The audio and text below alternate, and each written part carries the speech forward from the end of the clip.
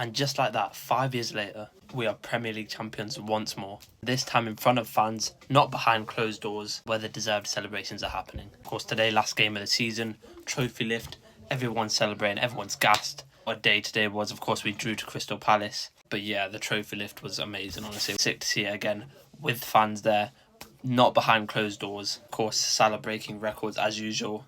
Salah winning the Golden Boot for the 4th season in a row, which is mental. It shows his levels, his longevity, all that.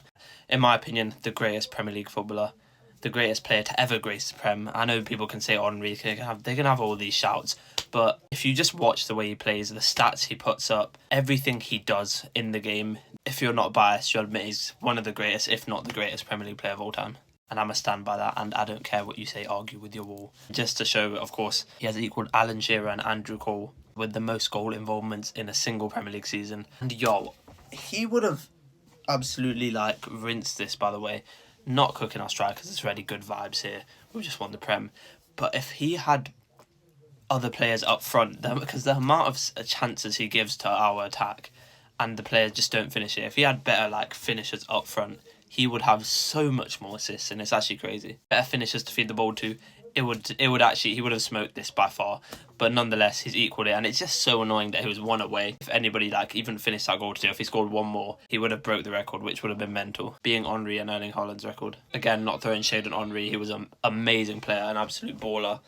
But I feel like from what I've watched and what I've seen, in my opinion, Salah's got to be one of the best Prem players of all time, and basically is, to be honest with you. And again, he's been doing it for seasons in a row. The longevity is there, and also the skill is there, so there's so many points to argue why he is the best. Another record he broke, Salah's the first player to win Prem Golden Boot, Prem Playmaker Award, and Prem Player of the Season all in one season. This shows there's levels to this game. Salah is insane, and when this guy leaves, it's gonna be crazy. I'm glad this was not his last season and we get 2 more seasons of Mo Salah at least. And yeah, honestly, I cannot wait for next season. And I know this is completely off topic, but Adidas have given Salah his own boot, which looks really clean, by the way. Of course, we are sponsored by Adidas next season, so this matches perfectly. Adidas boots and Adidas kit. It's just a formula for Mo Salah to cook next season. Yeah, Van Dijk becomes the 11th, I think, Liverpool captain to lift the Premier League with the club. So big up Virgil, big up our skipper. Again, another player I can't wait to see next season. Best defender that I've ever watched. Best defender of our generation. I do not care what you say. Again, argue with your wall.